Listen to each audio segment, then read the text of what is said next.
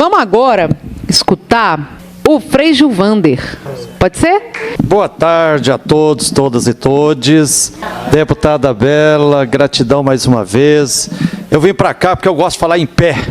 Olha, primeiro, eu quero assinar embaixo e agradecer do fundo do meu coração a todos, assinar embaixo e concordar com todas as denúncias e as propostas feitas aqui pelo nosso guerreiro, procurador doutor Afonso Henrique de Miranda, pelo nosso querido outro guerreiro, doutor Edmundo Dias, do Ministério Público Federal, pela nossa guerreira superintendente do INCRA, a doutora Neila Batista, exatamente, a grande Neila Batista, e pelas denúncias e as propostas feitas pelos companheiros e companheiras dos vários movimentos sociais colocados aqui. Passou na minha cabeça, deputada Bela, um filme, muita coisa. Eu falei, gente, eu acho que até não é por acaso que eu estou aqui com o símbolo do povo palestino. O desgovernador Romeu Zema está fazendo tanta violência, tanta injustiça em cima do querido povo mineiro, que são povos mineiros, e em cima da natureza, essa graça de Deus sagrada, que ele está fazendo algo parecido com aquele Netanyahu, genocida colonialista lá de Israel. Então, deputada Bela, eu fiquei me recordando aqui o seguinte, de um grande pesquisador, sociólogo, José de Souza Martins, que aliás foi assessor da Comissão Pastoral da Terra, na qual eu represento aqui, durante muito tempo, e ele escreveu um livro que quem não lê, não entra no céu. O livro se chama Cativeiro da Terra. Em Minas Gerais, a brutal injustiça social, a brutal injustiça urbana, a brutal injustiça ambiental que se reproduz a cada dia, está embasada em cima do cativeiro da terra. Eu fiz, meu irmão, um trem chamado pesquisa de doutorado, pesquisando todos os dados lá do INCRA, apurei, deputada Bela, que 22,6%, André, do território do nosso querido estado de Minas Gerais são terras devolutas. Isso é cerca de 14 milhões de hectares de terras devolutas. E como o nosso querido Ney ali do MST me recordava ali, todas essas terras estão griladas por grandes empresas que não são reflorestadoras, são empresas eucaliptadoras, que devastaram o meio ambiente, desertificaram territórios, mataram milhares e milhares de nascentes e enxotaram os povos para as periferias de Belo Horizonte ou das grandes cidades de Minas. Então, um absurdo. E diz na Constituição Federal e na Constituição Mineira, né, doutora Fonseca, que essas terras precisam ser resgatadas e destinadas prioritariamente para a reforma agrária e para os povos originários e povos e comunidades tradicionais. Então isso tem que ser feito.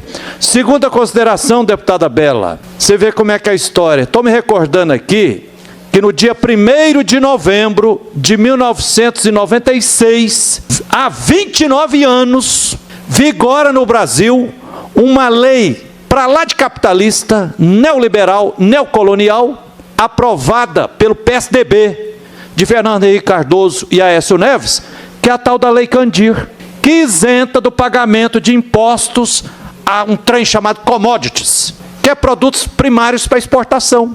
E aí, nesses 29 anos, doutor Edmundo, o Estado de Minas Gerais deixou de receber das mineradoras em Minas Gerais, principalmente da mineradora Vale, criminosa reincidente, quase 190 bilhões de reais que deveria pagar impostos e não pagaram. É exatamente o valor da dívida. O povo mineiro precisa saber disso.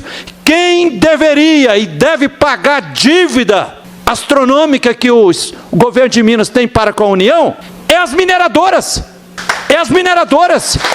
Agora, veja brutal, você repassa para as mineradoras 190 bilhões de reais ao não cobrar ICMS, agora tem que dilapidar sim, dilapidar, saquear, né? Essa história de privatizar o patrimônio mineiro, que é do povo mineiro. Tão inadmissível, eu queria colocar isso aqui.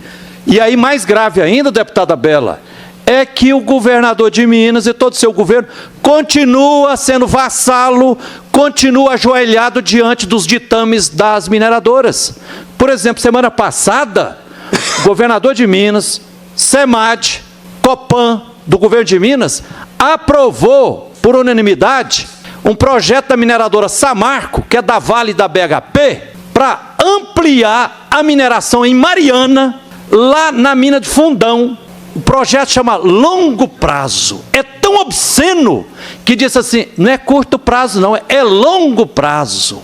E aí, doutor Edmundo, eu fiquei estarrecido quando ouvindo as professoras lá da Universidade Federal de UFOP, está previsto que vai construir, eles falam uma pilha de 200 metros de altura. Fala, mas essa pilha é uma barragem.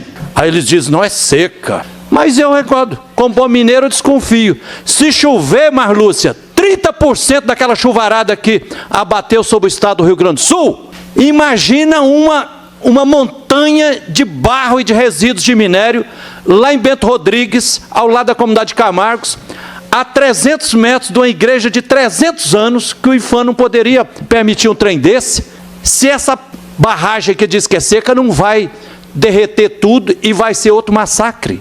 Poderia citar muitos outros milhares de exemplos aqui, mas como o tempo é pequenininho, deputada Bela, eu quero assinar embaixo aqui, olha, alto lá, respeito aos movimentos sociais e aos companheiros que sofreram prisão e foram torturados lá no antigo DOPS.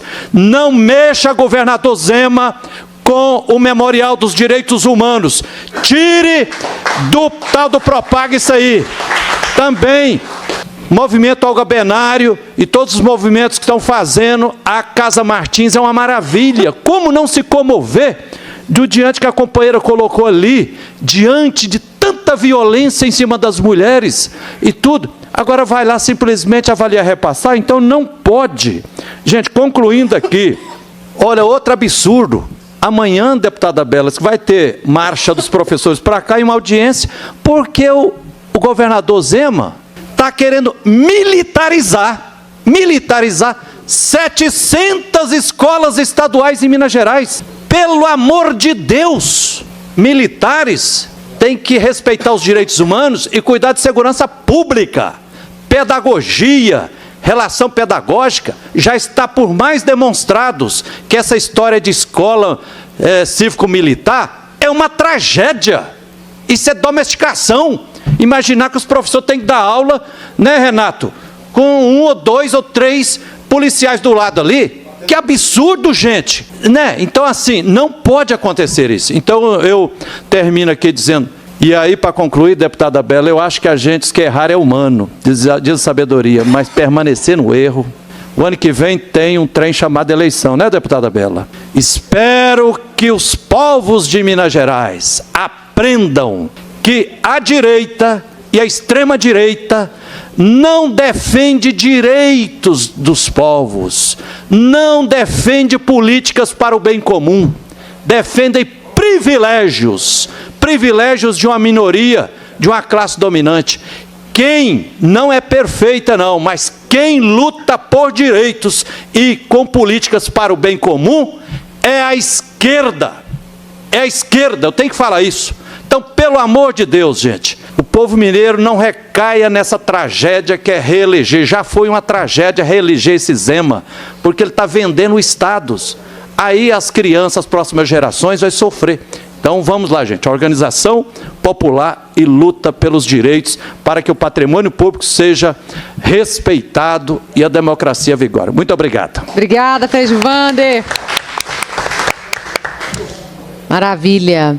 Frei, eu fiquei sabendo, você falou bastante das mineradoras, que tem um risco iminente de despejo em Congonhas, na comunidade Santa Quitéria. Exatamente. 400 casas de pessoas que vivem há muitos anos e que um decreto de desapropriação do governo hoje ameaça retirar essa comunidade, uma comunidade antiga, para a construção das chamadas pilhas de rejeito.